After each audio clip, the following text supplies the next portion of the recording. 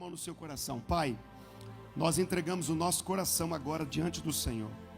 O nosso coração está no teu altar. Fala conosco esta noite. Opera, Pai, tudo aquilo que já está proposto no teu coração. Nosso coração está pronto, nós estamos abertos para receber, para ouvir e para viver tudo que o Senhor já preparou para nós. Usa o teu filho como o Senhor tem feito ao longo dos anos, com poder e graça, em nome de Jesus. Amém. E graças a Deus. Glórias a Deus. Meus amados, a graça e a paz do Senhor. Muito bom poder estar aqui nessa noite. Eu já estava com saudades de vocês. O pastor Adriano, ele é esse amigo irmão, né? E como foi bom poder estar esses dias ali com ele nos Estados Unidos. Na verdade, eu fui com ele, né? E sem ele não dá para andar ali, não.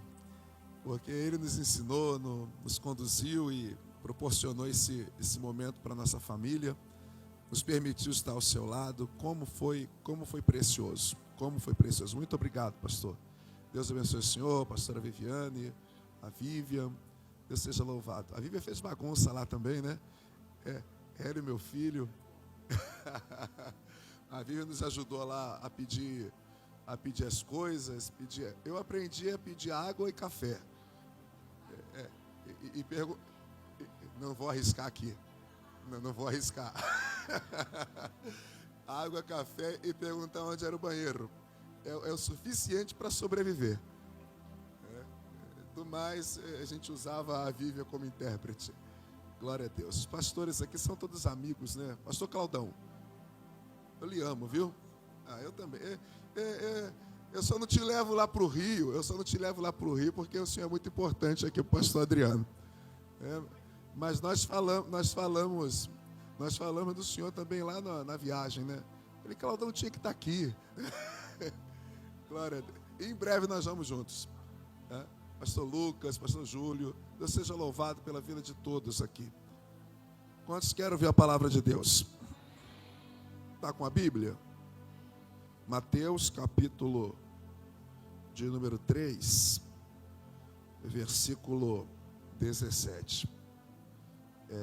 Eu já pedi ali, o som aqui tá bom, viu? E se puder segurar assim, as últimas três, tá filmando, né? As últimas três agendas que eu fiz, acredita que tinha alguma coisa que o som acabou no meio da mensagem. E eu não conseguia mais me ouvir. Aí olha como é que a voz está. Mas eu sei que Deus vai usar vocês. E eu não sei se vocês querem, mas já tem quantos aí na sonoplastia? Só você? Então ficou mais barato. Tem um lanche desse que foi anunciado aqui, pago para o senhor lá embaixo, viu?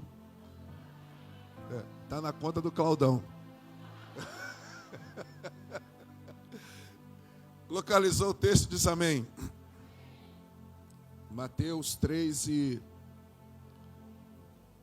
Mateus... Eu falei 3?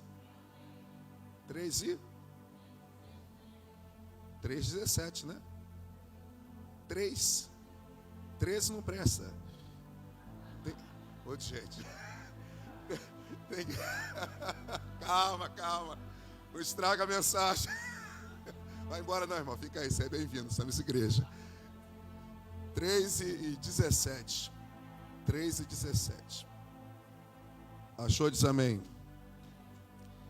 E eis que uma voz do céu dizia: este é o meu filho, em quem me comprazo, ou em quem tenho prazer. Eis que uma voz do céu dizia: este é o meu, em quem... Fecha a sua Bíblia, só põe a mão no teu coração, faça uma oração por você, pedindo para Deus falar com você. É a tua palavra, nada nos importa a não ser a tua voz. Esse lugar é teu, a igreja é tua, os filhos são teus. Precisamos que tu fales conosco. Esse ano, eu sei que tu tens algo reservado para cada um daqueles que estão aqui. E precisamos da tua direção. Talvez alguém está aqui vivendo as intempéries, as agruras da vida. E precisamos da tua voz. Vamos te agradecer em nome de Jesus. Diz amém. Toma um assento dando aquele glória. Glórias a Deus. Preciso muito da sua atenção. Essa palavra, ela tem ministrado no meu entendimento. E eu creio que essa palavra é para esse tempo. Eu estava ainda hoje à tarde lá no hotel, pedindo ao Espírito Santo que não me deixasse falar aquilo que realmente Ele gostaria que fosse falado, porque na verdade Ele já sabia que você estaria aqui. E quem aqui está muito necessitado em ouvir a voz dEle? Eu quero dar um tema aqui para o bom entendimento. Eu quero falar sobre filhos em processo. Filhos em...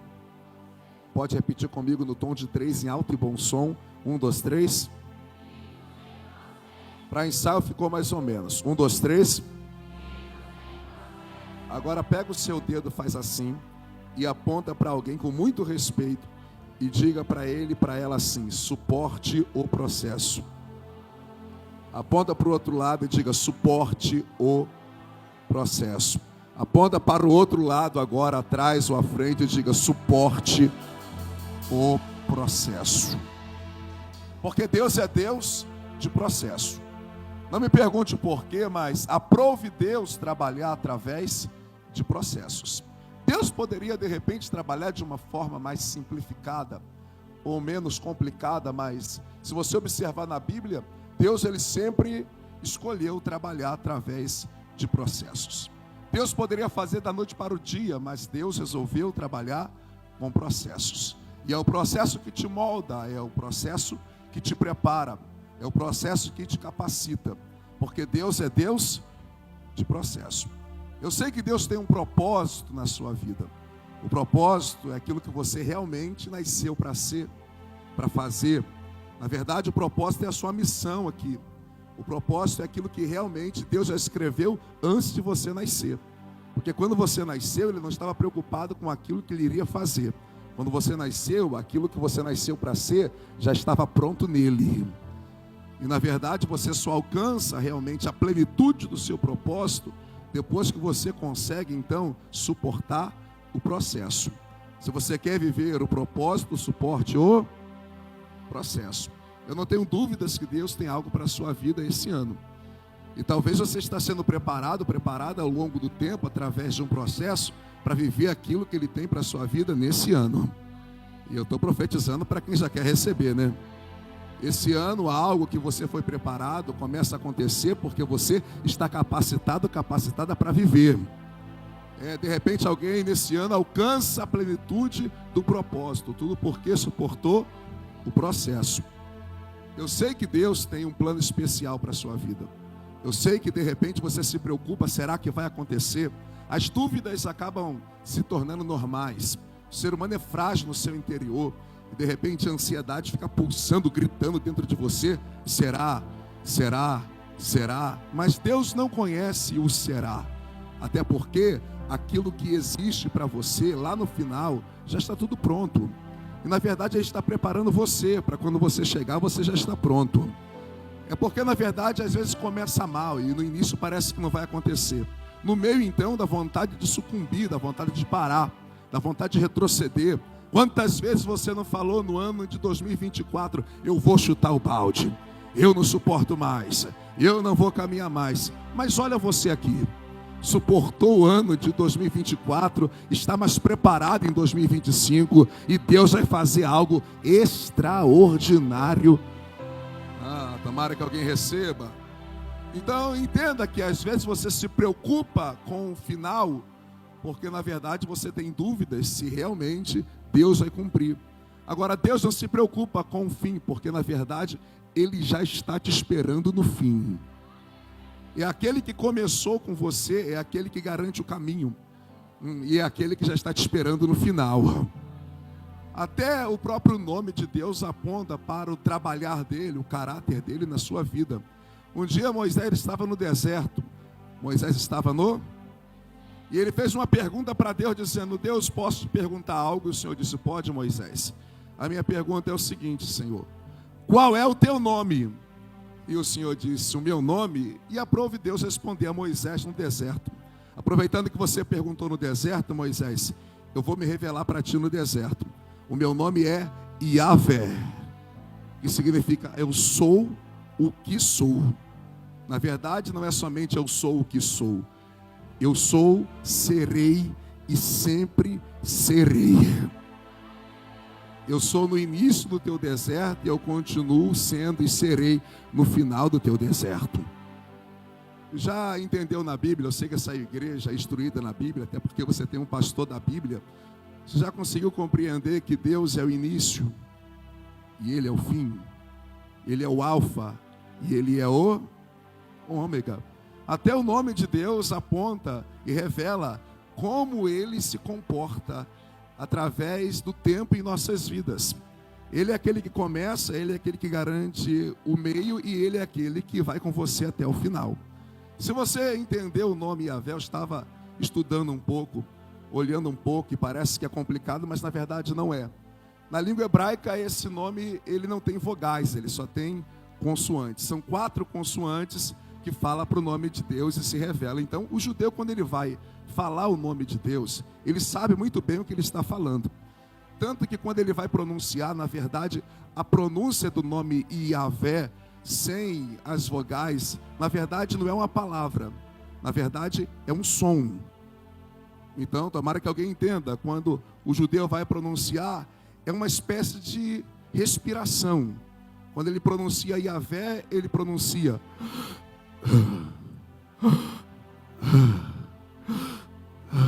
com muita propriedade e consciência daquilo que ele está pronunciando. Na verdade não é uma palavra, é um som. Porque quando ele faz, ele se lembra do início. Quando ele nasceu, ele fez. E um dia, pela última vez, ele vai fazer. E quando ele fala sobre Deus, ele diz: tu és o início e tu és o fim de todas as coisas. Então, no dia que você não souber o que fazer, no dia que você estiver cansado, é normal e de repente você faz e nem sabe o que está fazendo. Quando você parece que não está suportando mais, a única coisa a fazer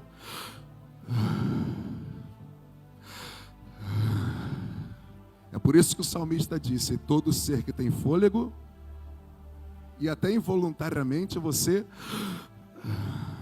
porque você diz: tu és o início, e eu tenho certeza que tu és o final. Então suporte o processo, porque Ele está contigo no início, Ele é aquele que te sustenta no meio e é aquele que te espera no fim. Deus é Deus de processos, Deus é Deus de... Agora, entenda o texto que lemos, até o próprio Jesus precisou passar por processos.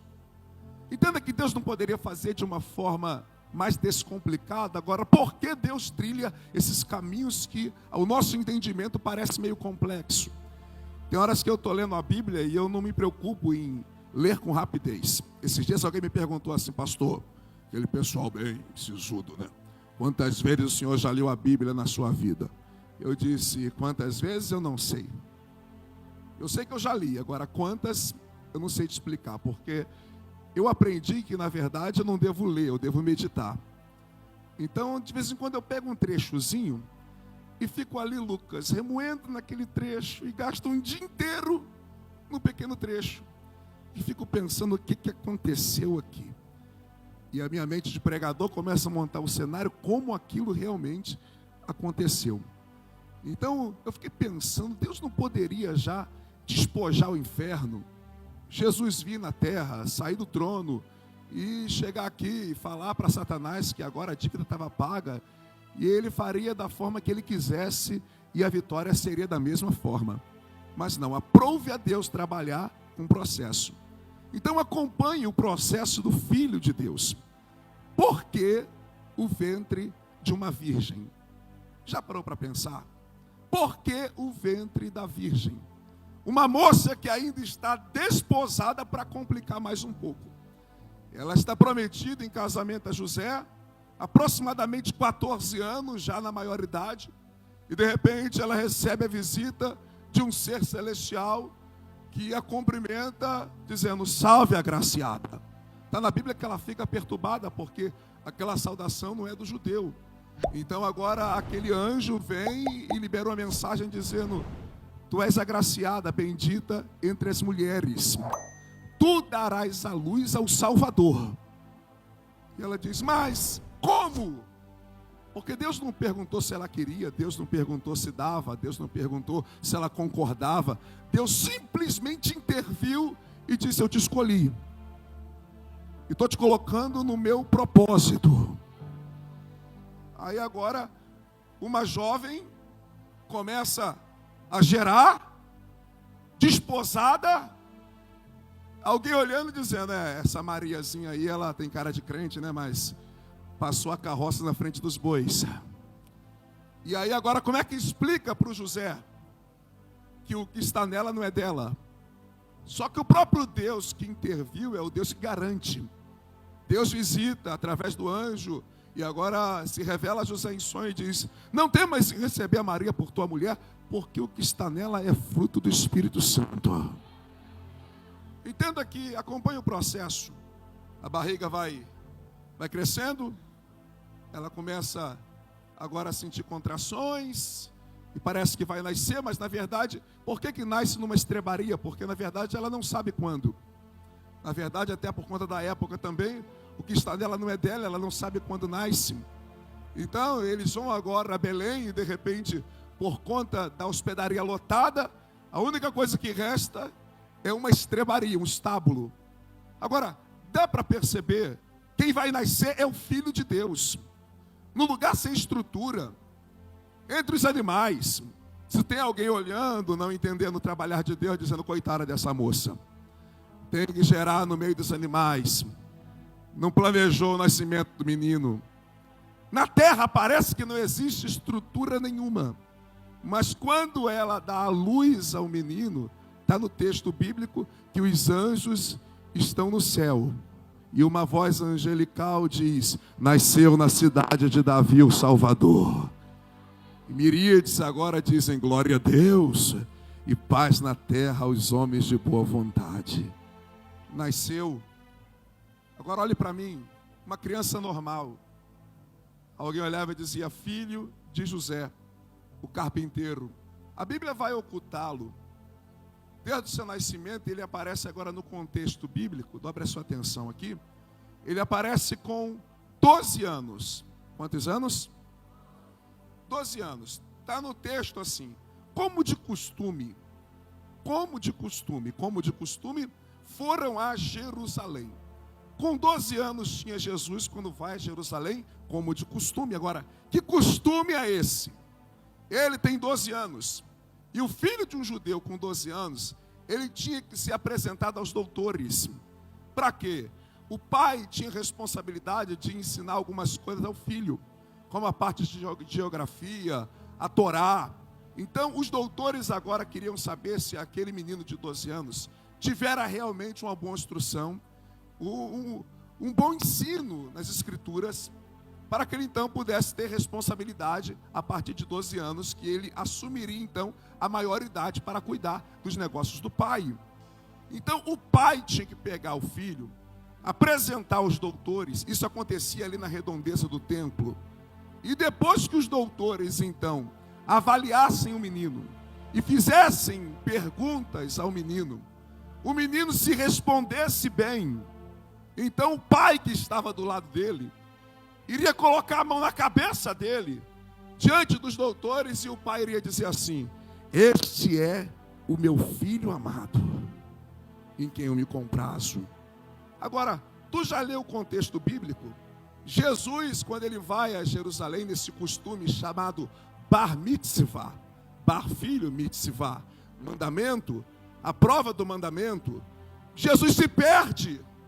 Na verdade, não é Jesus que se perde, é José e Maria que estão perdidos.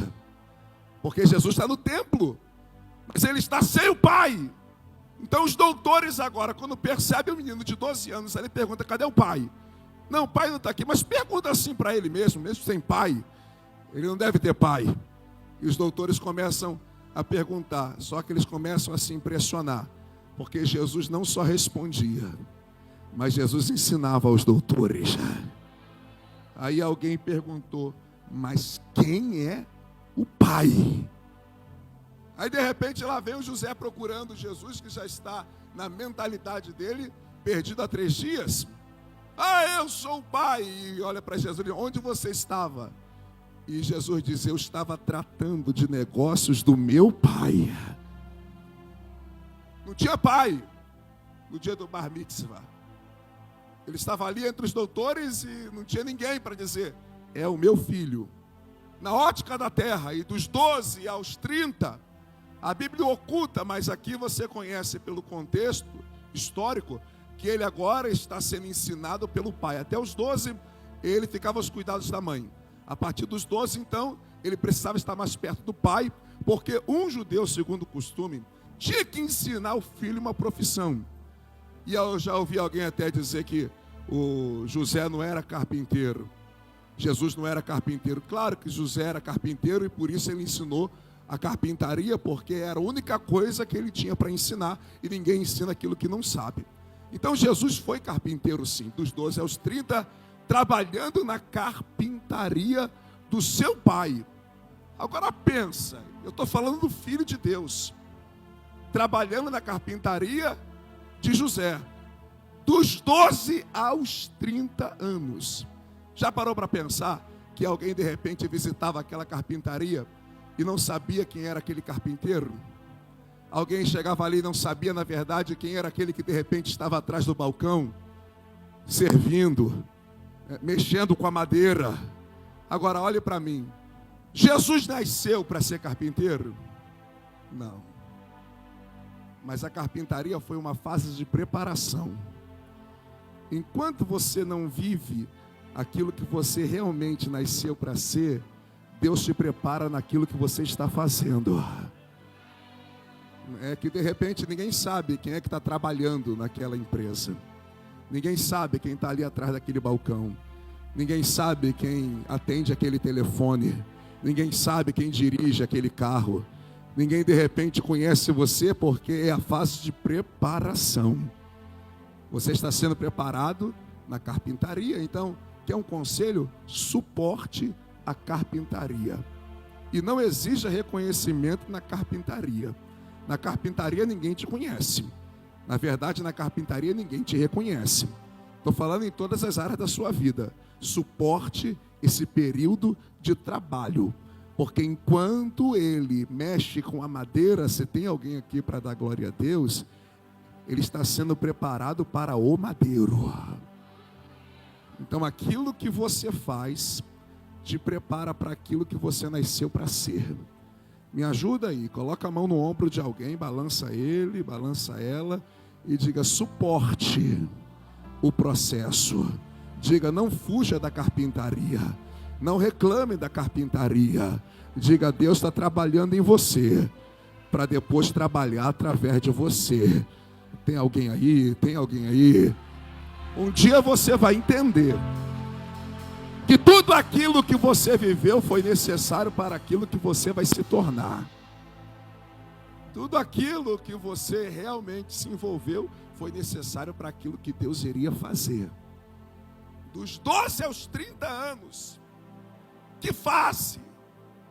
Ninguém sabia quem era aquele rapaz que batia o prego, comercializava talvez os móveis. Ninguém sabia quem era ele. Agora olhe para mim, na carpintaria ele sabe quem ele é. Na verdade ele sempre soube quem ele era. E de repente ele recebe uma notícia lá na carpintaria, que tem alguém vivendo aquilo que ele sabe que ele nasceu para viver. Tem um profeta que aparece lá no Vale do Jordão. Ele está sacudindo a terra. É um profeta meio diferenciado, como Deus vai levantar aqui em Betel. É um profeta que ele tem uma roupa meio esquisita. Ele veste pelo de camelo. Ele tem uma dieta, Claudão. Ele come mel silvestre, mistura com gafanhoto, que delícia. E ele tinha uma mensagem. E ele só tinha uma mensagem. É João Batista. Se tu reclama que tem pastor que repete a mensagem, porque tu não conhecia o João. Porque ao dizer: qual é a mensagem, João? Ele dizia: o tema da mensagem hoje é: arrependei-vos. Viu como é que não tem glória? A segunda-feira, João, arrependei-vos. E a terça, arrependei-vos. E a quarta, arrependei-vos. E a quinta, arrependei-vos. E a sexta, arrependei-vos. E no sábado, arrependei-vos também. E no domingo de manhã, arrependei-vos. Então melhora um pouquinho para a noite. João lhe dizia: raça de víboras, arrependei-vos. Pregando uma mensagem aonde todos frequentavam os cultos do João. Todos queriam saber quem era esse profeta cheio do Espírito. Agora, olhe para mim, João está vivendo o que Jesus nasceu para viver, só que parece que João está vivendo primeiro. E a notícia chega lá na carpintaria: olha, o teu primo, lembra que João é primo de Jesus? Lembra daquele contato entre Maria e Isabel? Quando eles se encontraram, eles foram cheios do Espírito Santo ainda no ventre. Alguém diz: olha, está acontecendo na vida do João. Só que Jesus, ele nunca teve problema com a chamada comparação. Tanto que Jesus, ele vai a um culto do João. Ele reconhece a unção que está sobre a vida de João. E deixa eu falar algo aqui, tomara que alguém receba. Quando você não reconhece o que Deus está fazendo na vida de alguém, é o sinal que você não está preparado para Ele fazer na sua. Quando você não celebra o que Deus está fazendo na vida de alguém, é sinal que você ainda está muito ferido no seu interior e muito complexado e ainda não está pronto para aquilo que Ele vai fazer na sua vida. Tem alguém aí ou não? Aí João está terminando um culto lá, e ele diz assim: gente, eu quero dar os anúncios. Nas margens do Jordão, ele diz assim: olha para o telão, coloca os anúncios aí.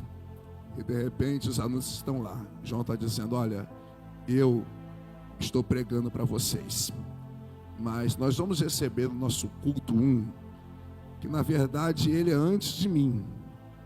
Eu vim primeiro, mas eu vim para preparar o caminho.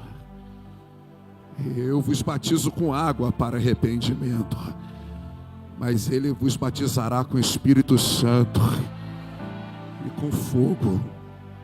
Se vocês acham que a minha mensagem é dura, é porque vocês ainda não ouviram ele pregar. Porque ele tem na mão uma pá que vai limpar a sujeira da ira. Eu prego arrependimento, mas ele tira o pecado do mundo. E alguém disse: quem é esse que vai vir na nossa igreja?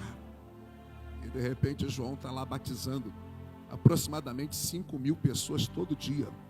Os fariseus chegavam ali, os saduceus, e João dizia: raça de víboras. Batizava, e de repente, enquanto João batiza, Jesus está se aproximando. E João para o culto e diz: é ele. Aquele que eu vos anunciei é ele. Alguém diz: quem? O teu primo, João? Ele diz: não se trata do meu primo, se trata do Cordeiro. Aí você sabe que tem muita gente ali, e de repente alguém está dizendo assim: não, o João agora está querendo colocar o primo dele para fazer junto com ele, né? Que é promover o primo. E quando chega o tempo de Jesus, ninguém precisa falar quem ele é. Não é o João que vai convencer, não é a terra que vai convencer a respeito dele. Está na Bíblia, para quem dá glória a Deus. Os céus começaram a se rasgar. Uma pomba em forma corpórea desceu. E o João não precisava apontar o dedo para ele e falar realmente quem ele era, mas uma voz audível para todos ali bradou dizendo: este é o meu filho. Não deixa fazer você entender. Lá no Bar Mitzvah, parece que não tinha pai, mas aqui no Jordão, na hora que ele está pronto, o céu se abre e revela quem ele é, dizendo: ele é o meu filho, em quem eu me comprazo. Quando chega a hora dos céus abertos na vida de alguém, ninguém precisa falar, o céu fala por você. Ninguém precisa te revelar, quem te revela é o céu. Ninguém precisa te promover, quem te promove é o céu. Tem alguém aqui?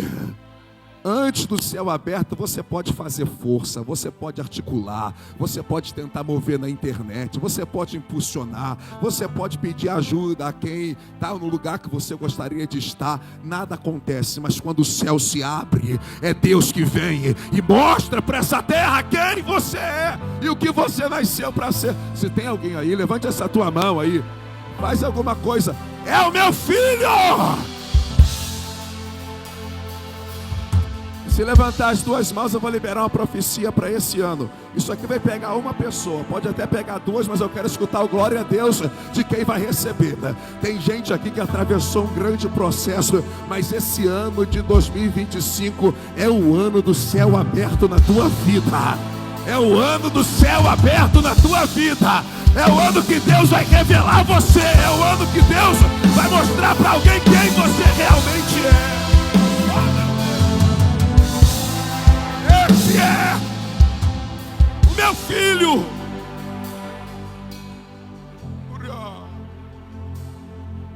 Depois de tanto tempo na carpintaria, depois de alguém pensar que nem pai ele tinha, o céu dizendo: esse é o meu filho. A unção está sobre ele. O céu se abriu e agora a unção veio sobre ele. Parece até que tudo vai dar certo agora, né? Mas depois dessa unção, para quem conhece a Bíblia, ele recebe a unção no Jordão.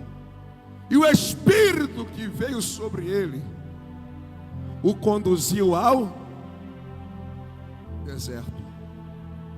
Mas por que não conduziu para fazer o que tinha que ser feito? Por que já não começou a pregar? Olhe para cá. Por que já não começou a ser aplaudido? Por que as multidões já não começaram a seguir? Por que o negócio não começou a desatar? Veio a unção, o céu abriu. Quem falou dele foi Deus. A identidade dele foi revelada. Mas agora me explica, se você pode, por que o Espírito o conduziu ao deserto? Por que deserto, irmão? Por que Deus trabalha assim?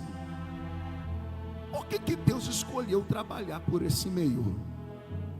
A unção está sobre ele e agora ele vai ao deserto. Porque é o deserto que vai mostrar que a tua unção é legítima. Quando é empolgação, você não suporta o deserto. Quando é animação, o deserto te mata. Mas quando é o céu que te dá a unção, você mostra que essa unção é verdadeira no deserto. Já percebeu que tem gente que parece que tem unção, mas quando vem o deserto, ele vai embora, ele desvia, ele não quer saber mais de nada, que ele não está suportando mais. O deserto aperfeiçoa a tua unção. O deserto é a forma de Deus mostrar para o inferno que você é legítimo, que foi o céu que te levantou. Eu poderia abrir um leque aqui e falar sobre deserto. Cada um de nós tem o seu deserto. Cada um de nós enfrenta o seu deserto. Deserto é escassez. Deserto é o momento que você precisa e não tem. Deserto é a hora da provação. Deserto é o momento de solidão. Já parou para pensar que ele ficou 40 dias e 40 noites sem comer? Olhe para cá. Quem é que estava o acompanhando no deserto? Ninguém. Sozinho, no meio do deserto. Me explica por que Deus trabalha assim. Nesse período você pode gritar. Nesse período você pode falar: Senhor.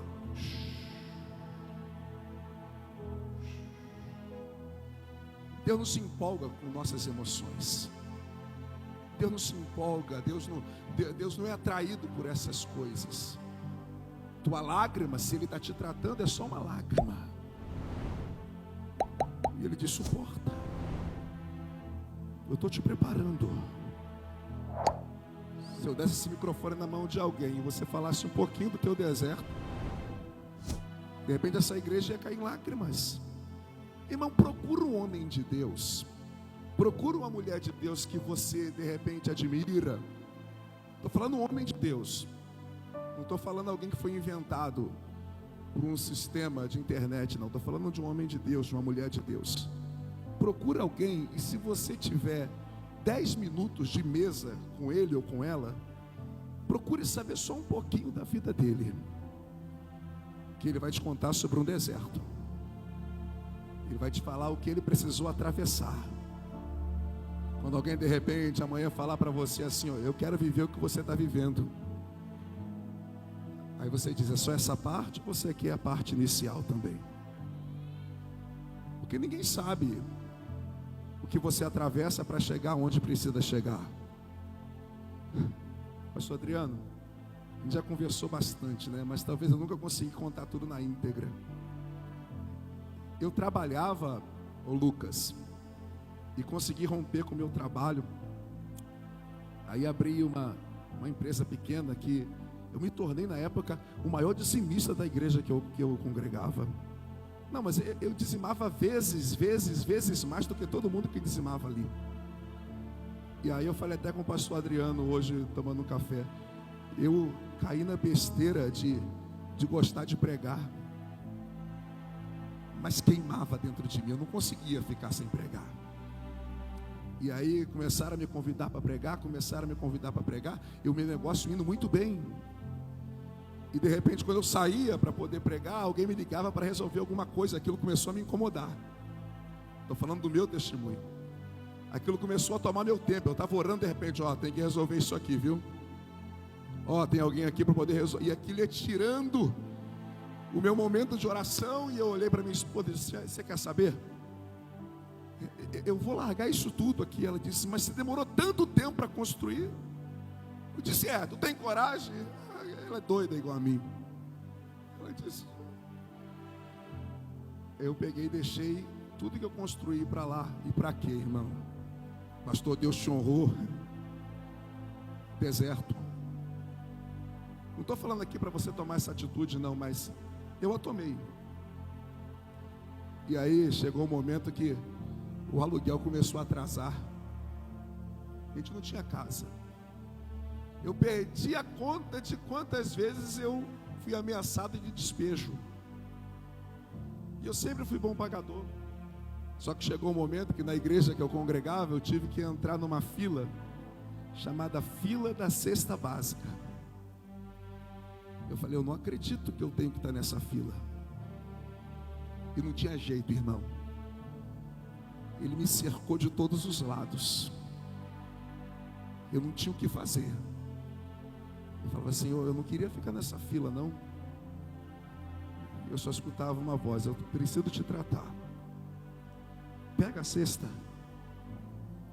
E eu pegava a cesta básica, levava para casa, colocava na pia e agradecia a Deus. A cesta básica vinha com meio pacote de biscoito colado com durex, porque a outra metade tinha que dividir para outra família. E eu falava: Deus, não deixa eu passar por isso no mês que vem, não.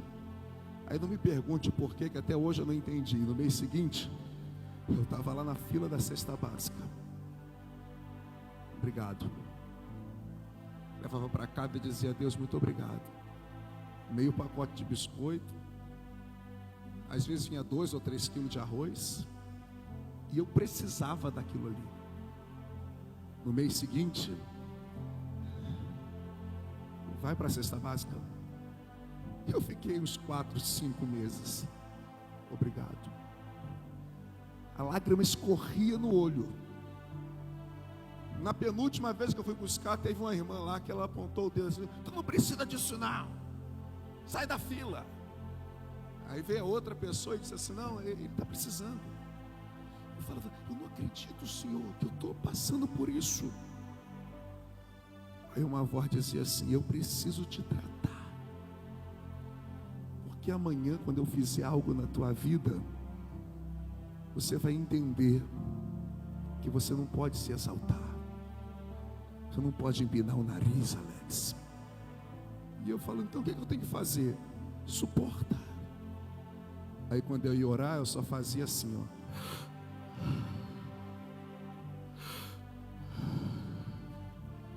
Estou pregando para alguém. Suporta. Sei que de repente você começou o ano dizendo, eu vou até nos dias de clamor, mas eu não estou suportando mais. Eu estou profetizando, esse deserto está te preparando para aquilo que Deus já tem pronto.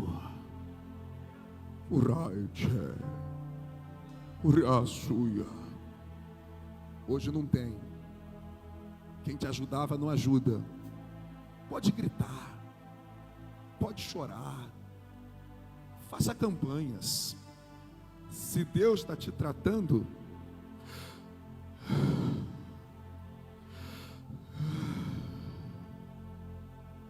...40 dias, corpo frágil.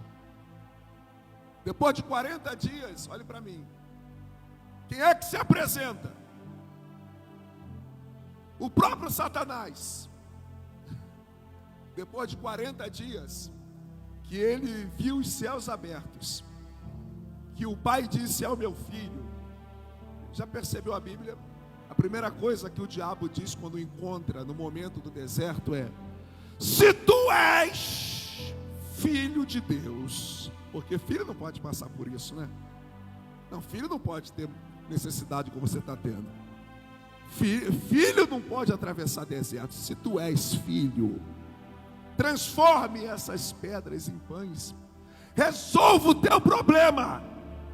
Tu sabe dar um jeito. Tu pode dar um jeito. Se tu és filho.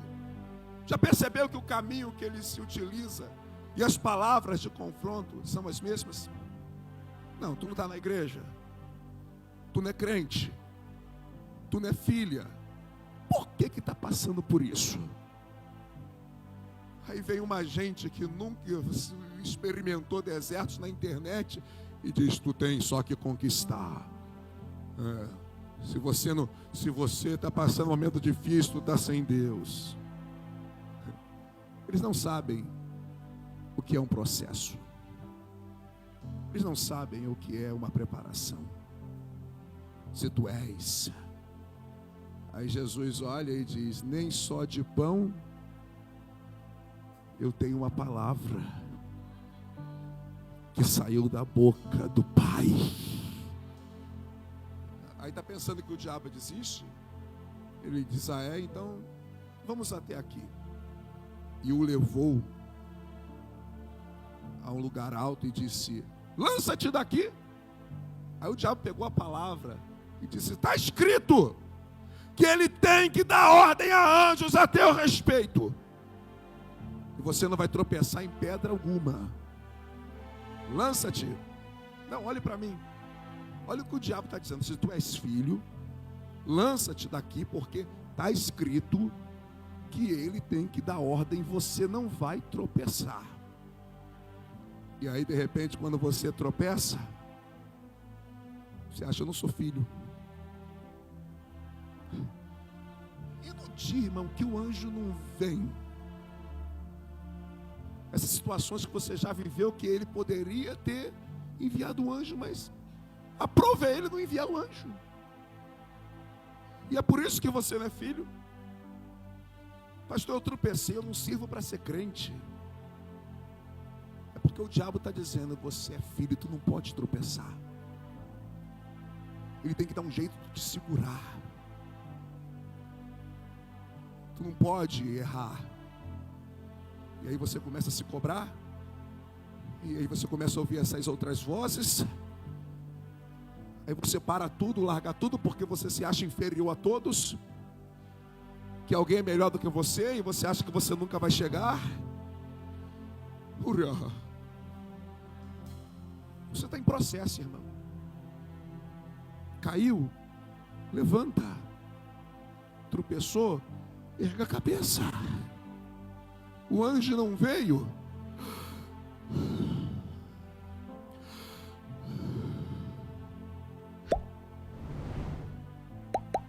Jesus diz: também está escrito.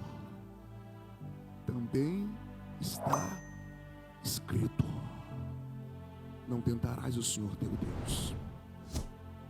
Olhe para cá, eu estou pregando para alguém. O diabo diz: então vem até aqui.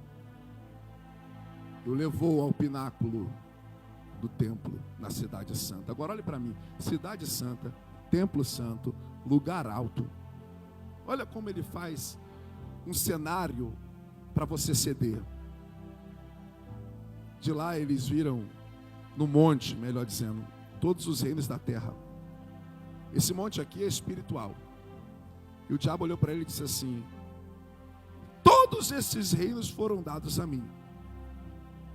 Me adore e eu te darei, porque eles são meus.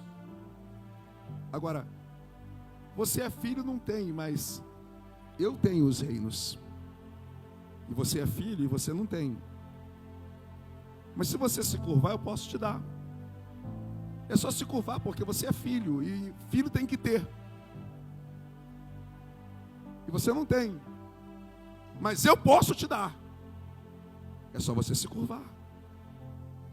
Olhe para mim, vê se a linha de confronto e de sedução não é a mesma. Você é filho, você tem que ter. E se não tiver, tem um jeito de ter. É só se curvar. É só fazer um pacto comigo. É só ceder. Aí hoje tem a linha da ostentação, porque se você não tem, parece que você não é.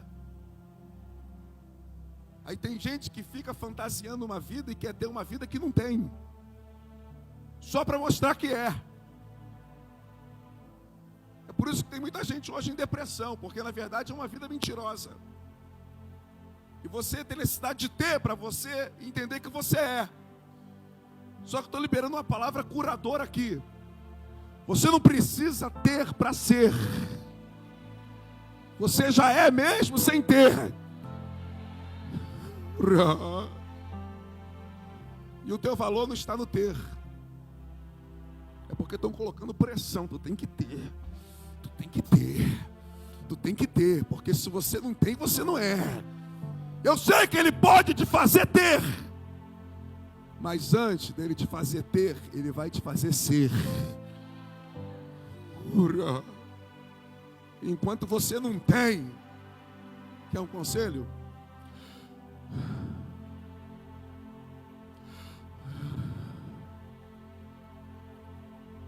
É um conflito tão grande. É um conflito tão grande que quando o diabo vai embora, os anjos precisam vir para servi-lo. Que desgaste. Agora, depois do deserto, olhe para cá. Ele começa a pregar. Os cegos começam a enxergar. Os paralíticos são curados. A glória manifesta. Eu sei que você deu glória, mas segura aí. Será que ele vai ser aplaudido? A unção é revelada. A primeira coisa que acontece é a religião dizendo: Ele opera milagres em nome de Beelzebu. Ele é filho do diabo. Ah, se Jesus não sabe de quem ele é filho, ele iria acreditar que ele era filho de alguém que ele não era. Irmão, você ainda está se importando com essas vozes que falam sobre você? Você está perdendo noite de sono com essas palavras contrárias que falam a teu respeito? Já era para você ter amadurecido e saber quem é você. E o que eles dizem não importa. Deus está fazendo alguém crescer aqui. Eu me lembro, pastor Adriano, que eu ficava sem dormir, rolando de um lado para o outro. Quando as coisas começaram a acontecer, eu perdi tanta noite de sono. Eu olhava para a Érica e dizia assim: estão falando da gente, mas é mentira. E ficava orando a noite inteira e tentando explicar, tentando dar resposta. Deixa eu falar algo para ti aqui. Quem não faz parte do teu processo não merece resposta. Você sabe quem você é. Você sabe em nome de quem você faz. Tem alguém aqui, meu Deus? Aí a perseguição. Agora olhe para cá. Tu consegue me explicar o Getsemane? Tu consegue me explicar o lugar da prensa? Aonde ele tem três que parece que estão ali o ladeando. Realmente eles têm um coração sincero. E eles vão agora no lugar de oração, depois de toda essa perseguição. O mundo espiritual está tão intenso que Jesus olha, estou falando do filho. Jesus olha para os três e diz assim: vocês podem orar comigo? Não, irmão, irmã, o filho pedindo oração. Aí a Bíblia diz que eles adormeceram. A pressão era tamanha. Só que a Bíblia diz assim, isso aqui é um trecho tão intenso, que se você entender, pega para você. Quando eles adormeceram, Jesus foi um pouco mais adiante. Tem gente que adormeceu, e Jesus foi um pouco mais adiante. Você tem que começar a amadurecer um pouquinho e entender que nem todo mundo vai contigo até o final. E não é porque não querem, é porque não vão suportar o nível que você vai alcançar.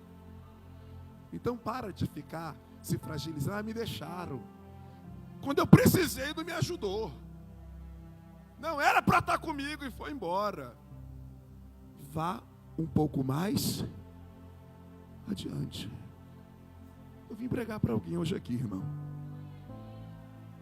Aí naquela oração, a oração cheia de angústia, que as glândulas de suor se abrem e o sangue começa a misturar com o suor. Eu não vou nem falar sobre esse fenômeno aqui, mas é uma angústia tamanha. Ele não está com medo da cruz. Ele nasceu para a cruz. Só que a angústia é tamanha. Ele está lavado de sangue. A angústia está lá em cima. A aflição está lá em cima. Ele nos mostra como se comportar como filho.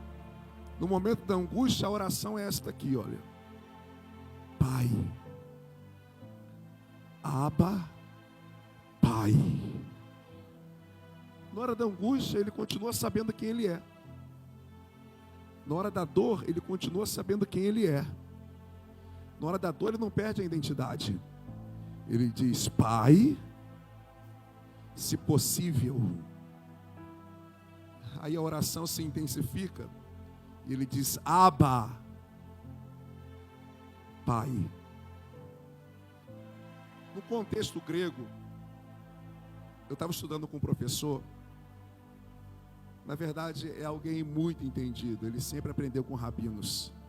E eu coloquei esse texto na mesa, a gente ficou estudando. Ele disse assim: quando ele diz Abba, Pai, é como se a respiração do pai tivesse muito próximo à respiração do filho. E ele está dizendo: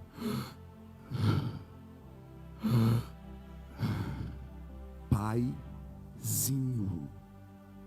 Na hora da dor, a intimidade aumenta. E quando você atinge esse nível de intimidade na hora da dor, ninguém mais te segura. Ele diz: seja feita a tua vontade. Aí ele desce, é preso, se entrega. Agora olhe para cá. Me explica a cruz. Por que a cruz? Por que a via dolorosa? Já ouviu falar na quarentena?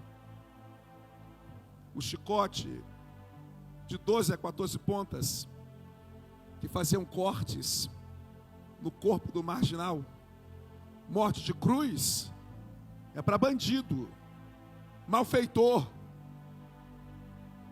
Mais de 400 cortes no corpo, desfigurado, coroa de espinhos na cabeça, e os cravos transpassavam a têmpora. Um madeiro de aproximadamente 150 quilos na totalidade dividia-se no meio as duas hastes para que ele conseguisse subir até o Calvário. Dá para ver o filho? Alguém diz, ele não pode ser o filho. Que filho não passa por isso? Dá para ver na Via Dolorosa alguém escarnecendo. É por isso que a religião não acreditava que ele era o filho. Porque filho não pode apanhar assim. Filho não pode ser desrespeitado assim. Paulo diz que ele foi humilhado. E filho não pode ser humilhado assim. Dá para ver na Via Dolorosa ele caindo, a madeira caindo por cima. Aí o filho precisa de ajuda. Tem que vir um homem de Cirene, um sirineu, ajudar. Levanta, vão juntos. Quando chega no alto do Calvário, alguém junta as hastes, coloca cravos nos pulsos, cravos nos pés. É o filho. Alguém o levanta no madeiro e alguém está dizendo assim, não pode ser o filho. Tanto que está no texto, alguém diz assim, olha, se tu és o filho, desça daí. E nós vamos crente. É a última cartada do diabo. A morte de cruz vai acontecer. É importante você entender que a morte aqui é por asfixia. Quando os pulsos eram presos, o prisioneiro tinha que se equilibrar no cravo dos pés. Uma vez que ele não aguentava o peso do corpo no cravo dos pés, o joelho dobrava e os pulmões eram comprimidos. Aí o fôlego faltava. E agora, antes de morrer, ele está fazendo assim.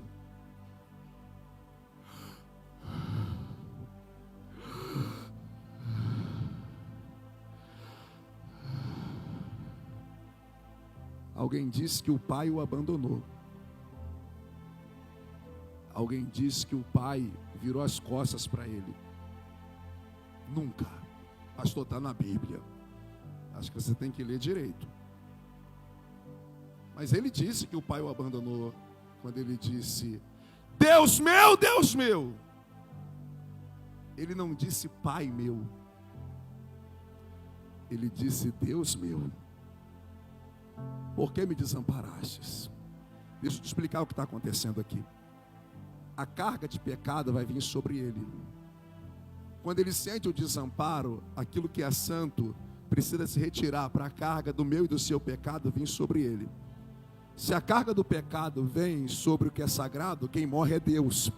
E como Deus não morre, o sagrado se retira para que o filho morra. Tem alguém aqui, meu Deus? Pastor, o pai estava ali. Se eu te provar que o pai estava ali, você promete que reage a nível? Eu estou contando uma história aqui para contar a sua história. Olhe para mim.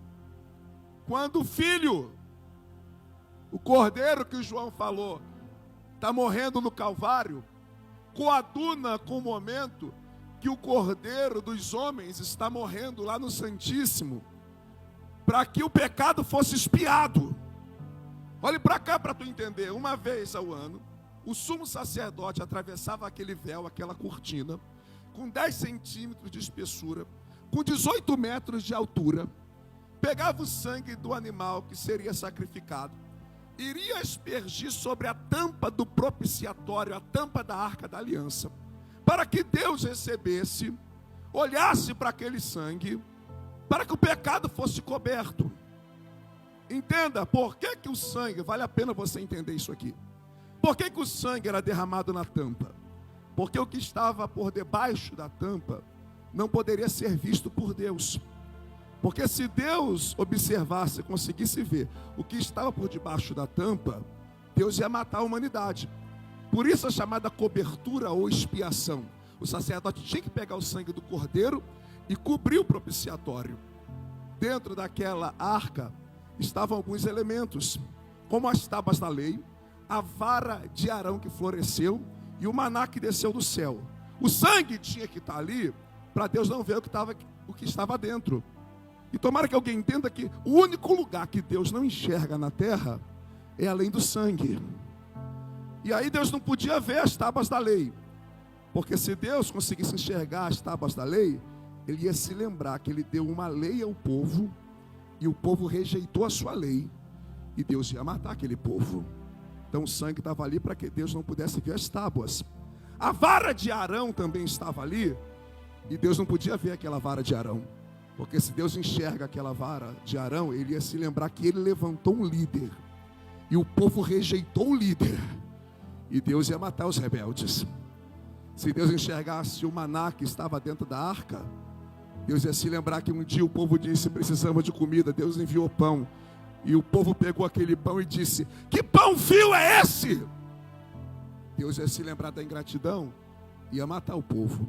Então o sangue do animal cobriu o propiciatório. Agora, quando o animal vai morrer aqui para cobrir, o cordeiro está morrendo lá. O véu só tinha acesso ao sumo sacerdote.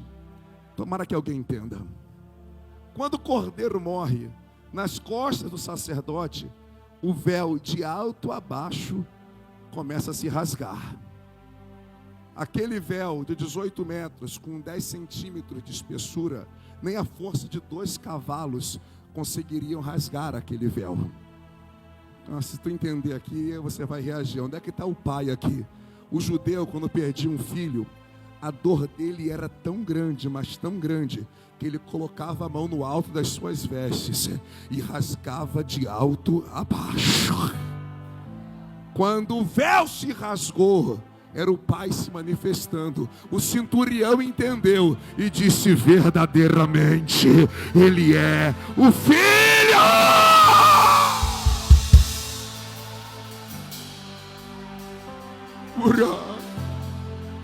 Levante as tuas 2 mãos. Eu vim pregar. Eu sei que tem gente aqui se sentindo abandonado. Calma, calma, só respira mais um pouco. Suporta esse processo. O Pai está presente e vai te ajudar. Você é filho. O diabo está tentando dizer o contrário. Você é filha. Alguém me ajude a adorá-lo por alguns instantes.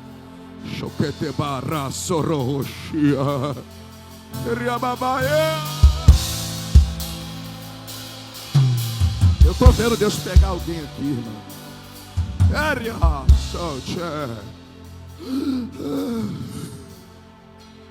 Respira. Respira. Respira. Eu sei que tem alguém dizendo: tu tem que ser forte. Se tiver que chorar, chora. Tem horas que não dá.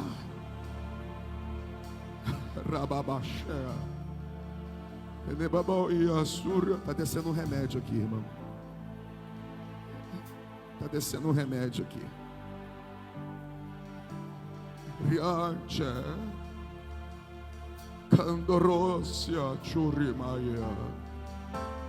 Você está em processo. Eu fui tentado a pregar outra mensagem hoje. O Espírito Santo disse: não ouse. Eu preciso falar com a minha filha. Explica o processo. Explica o deserto. Explica as dores. Explica as noites. Explica o porquê da escassez. Explica. Respira.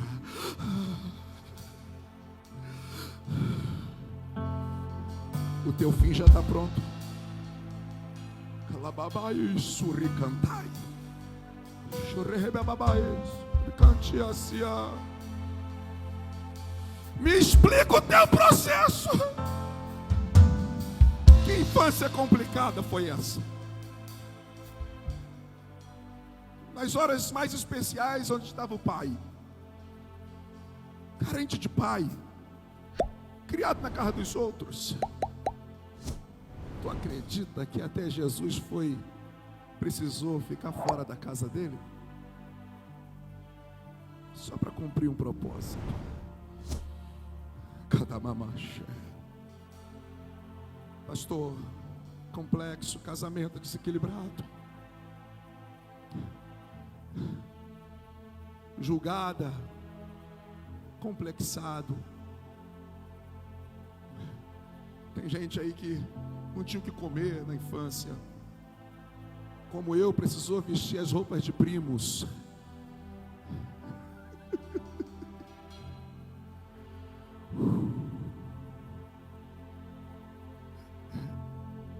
Tu vai entender tudo depois. Tu já nasceu para ser. Já estava tudo desenhado. Meu Deus, o céu está aberto aqui. Eu estou tentando continuar, mas tem uma graça que está envolvendo a vida de alguém. Pastor, foi humilhação. Jesus também passou por isso. Apanhou, foi cuspido, condenado, injustiçado, sim. Meu Deus, esse ambiente aqui está muito denso. Eu posso ter vindo aqui pregar para um filho. Calma, calma.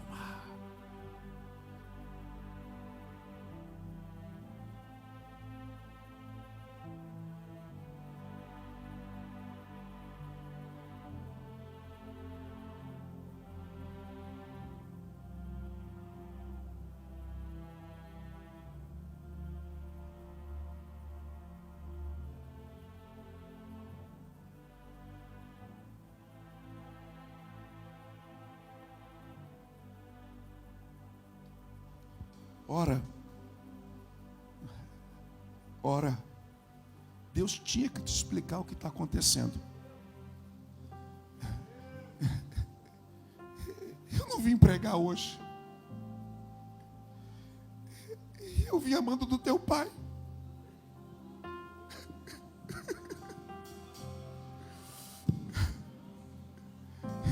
Eu vim amando do teu pai. Quem começou contigo te garante. Gasta tudo. Tu vai ver no final. Se gasta mesmo.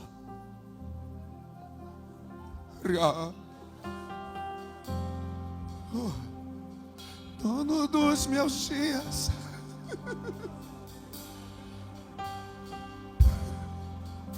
É tudo teu, pai. A minha infância é tudo teu. A minha fase adulta, já estou te entregando o final. A velhice é tua também.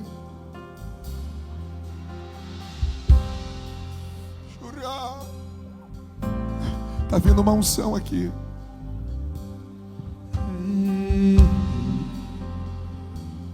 Está vindo uma unção aqui. Remai. Cantamaia. É o meu filho. É o meu filho. É o céu quem disse. É o céu quem disse. Dono dos meus dias.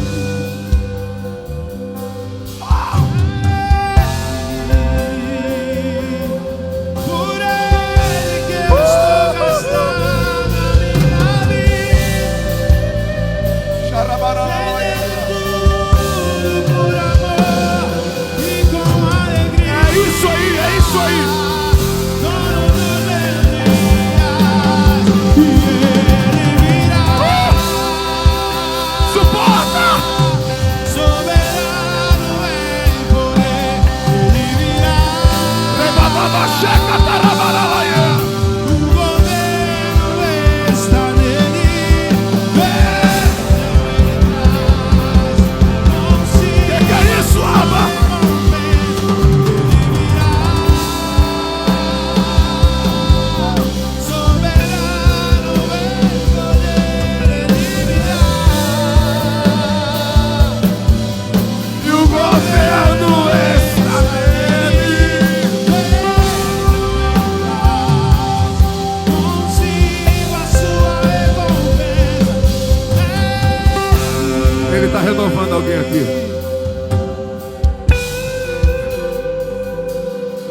Senhor me autoriza a dizer: esse é o teu ano.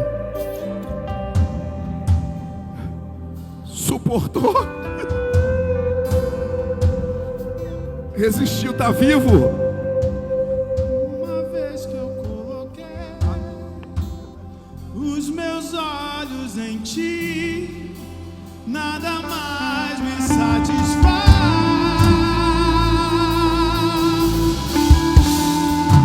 Uma vez que eu coloquei os meus olhos em ti, nada mais me satisfaz.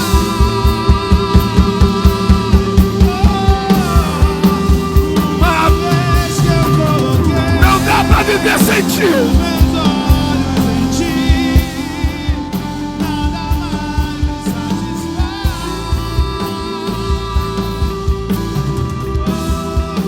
Uma vez que eu coloquei os meus olhos em ti, nada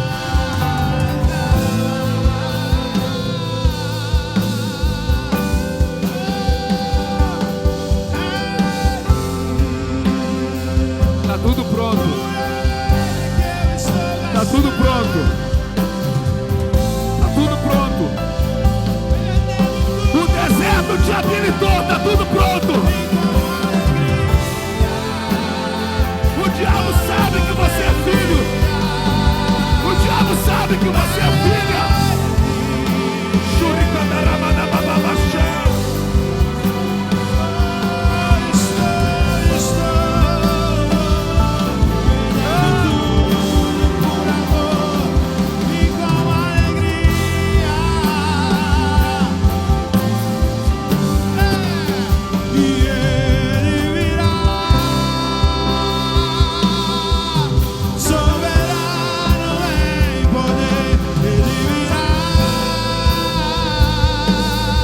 E o governo está nele.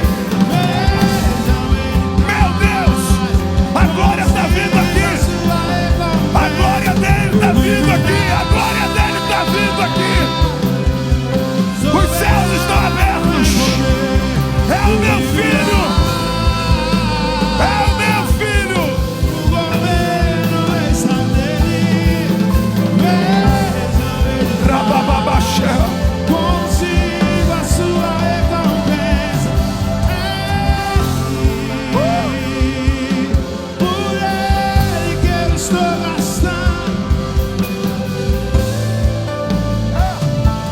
perdendo tudo por amor e com alegria.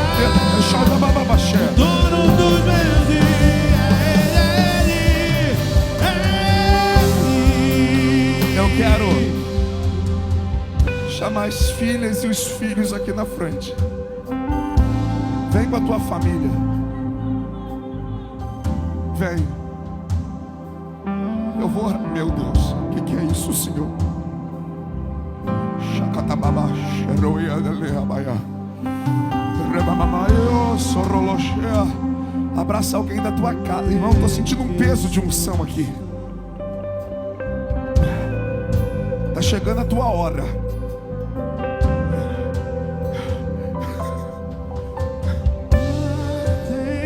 Não tem acidente na tua vida. É que o diabo sabe quem é você. O diabo sabe quem você é. O diabo sabe quem é você. Ele viu a estrebaria. A terra não sabe, mas o inferno sabe. Tudo sobre você. Jesus, irmão, tá fora de controle humano isso aqui. O pai tá pegando filhos. Reolha. Vento forte é você. Esse deserto tá chegando ao final. Esse deserto tá chegando ao final. Deus está curando gente aqui. Deus está curando.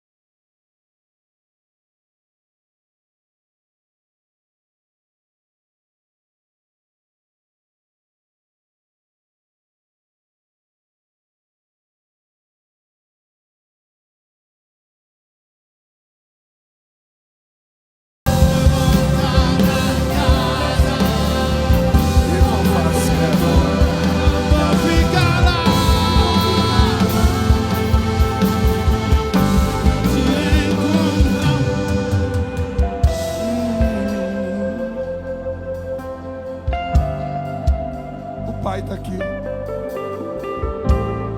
Paizinho. Paizinho.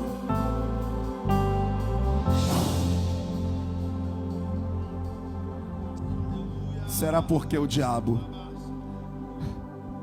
Será porque o diabo te persegue tanto? Ele viu os céus se abrindo. Os meus olhos a ti, nada mais me satisfaz. Ele viu os céus. Ele ouviu o que o céu disse a teu respeito. Uma vez que eu joguei, Irmãos, esse lugar está transbordando da presença do Pai. nada mais me satisfaz. Esse lugar está transbordando da presença do Pai. Ele está tirando as vestes do teu cansaço. Me satisfaz.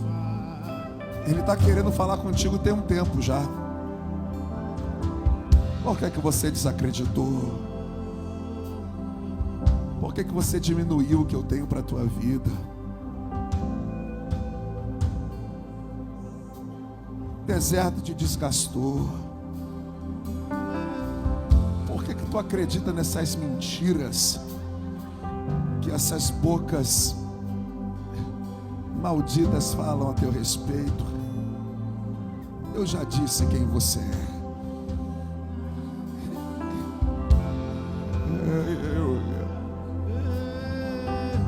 O diabo não vai ter mais o teu coração nem os teus ouvidos.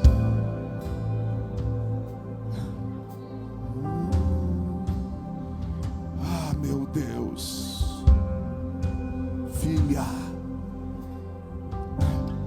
essa madrugada você vai ouvir essa voz dizendo: filha, filha, filha, filha, filha, filha, filha, filha, filha.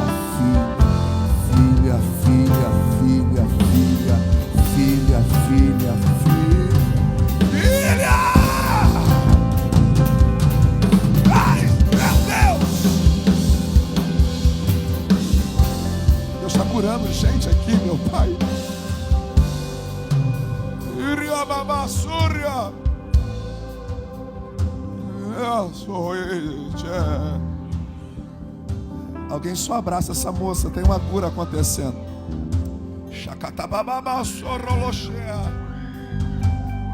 É o remédio descendo.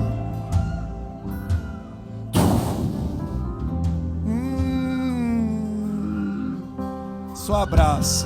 Abrace. Eu preciso de uma moça aqui abraçando ela. Uma moça, isso. Só abraça, só abraça, só abraça. Abraça em amor. É filha, é filha. É filha, não é órfã, não é desamparada, é filha, é filha. Irmãos, esse lugar está tomado.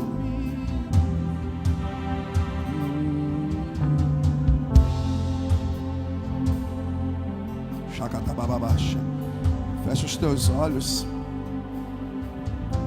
Eu estou esperando a autorização para orar. É que o pai está mexendo com os filhos. É que o pai está mexendo com os filhos. É que dói mesmo, gente. Dói mesmo.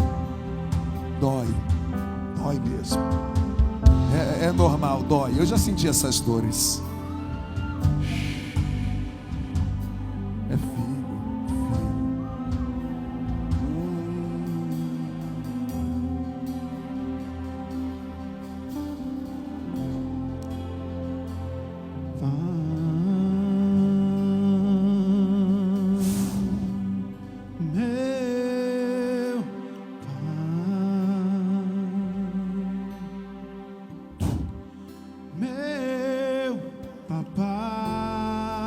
Ah, meu Deus.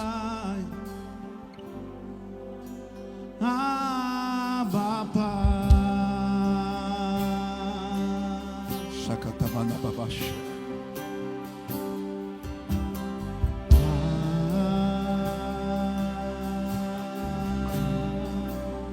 meu Pai. Meu papai. Ô Cláudio, vai ali, abraça a tua esposa, que Deus está virando uma chave dentro dela hoje. Simone, tem uma unção vindo sobre a tua vida hoje, mas é uma unção de capacitação, é uma unção, estou escutando a voz do Espírito, é uma força interior.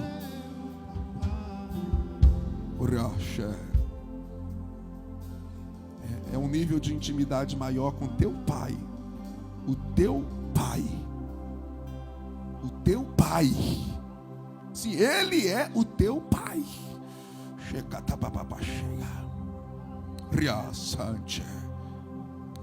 Calçadas nos teus pés. Porque ainda vai pisar em alguns terrenos, os territórios que eu tenho para ti. Ou tu achas que eu não vou fazer o que eu já coloquei no teu coração? Vou usar a tua vida com ousadia, minha filha, com intrepidez. Coloca esse manto nos teus ombros hoje. Curo o teu interior. Assim diz o teu pai. Eu sou o teu pai. Eu estou repetindo essas coisas várias vezes e o Senhor está dizendo, diga, e ela me entende.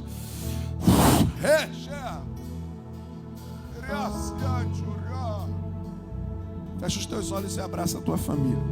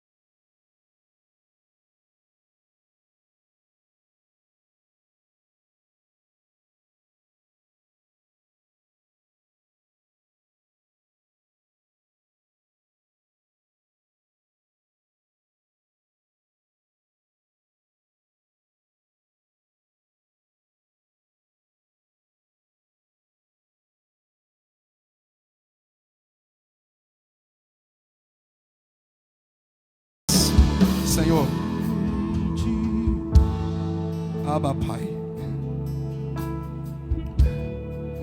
as tuas filhas e os teus filhos que estão aqui no teu altar,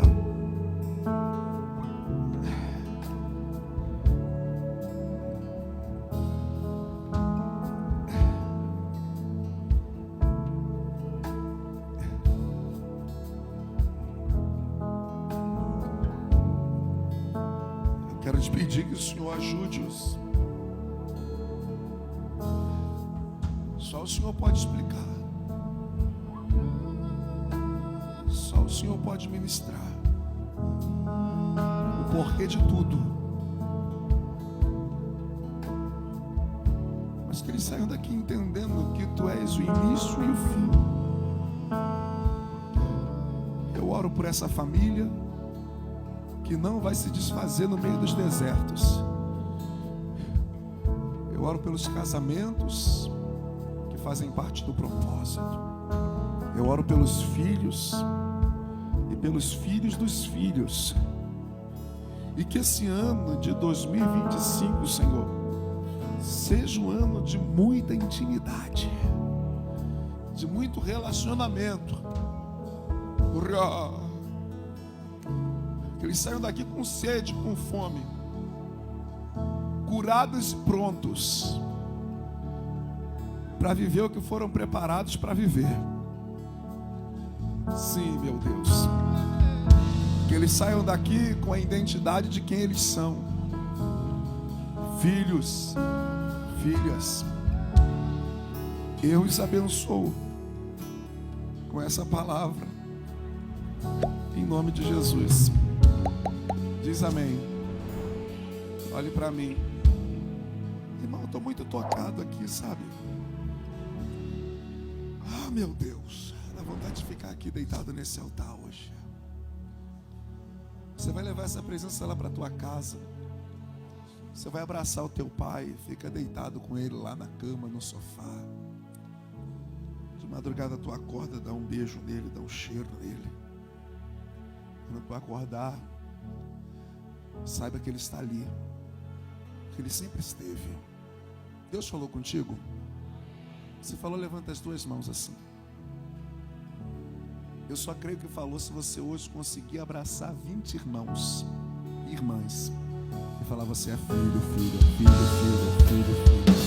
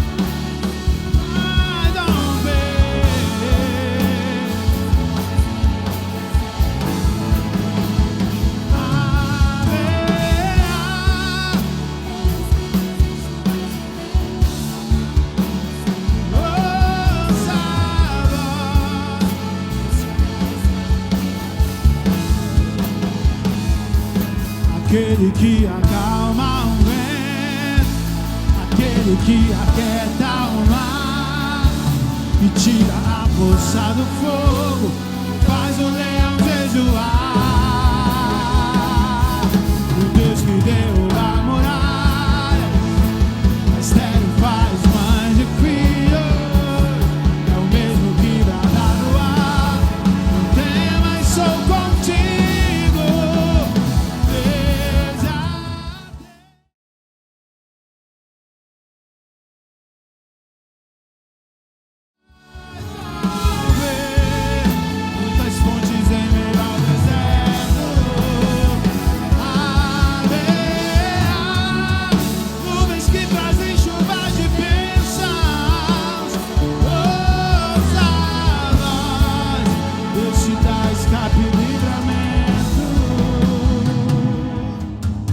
Quantos filhos querem voltar para a casa do pai hoje?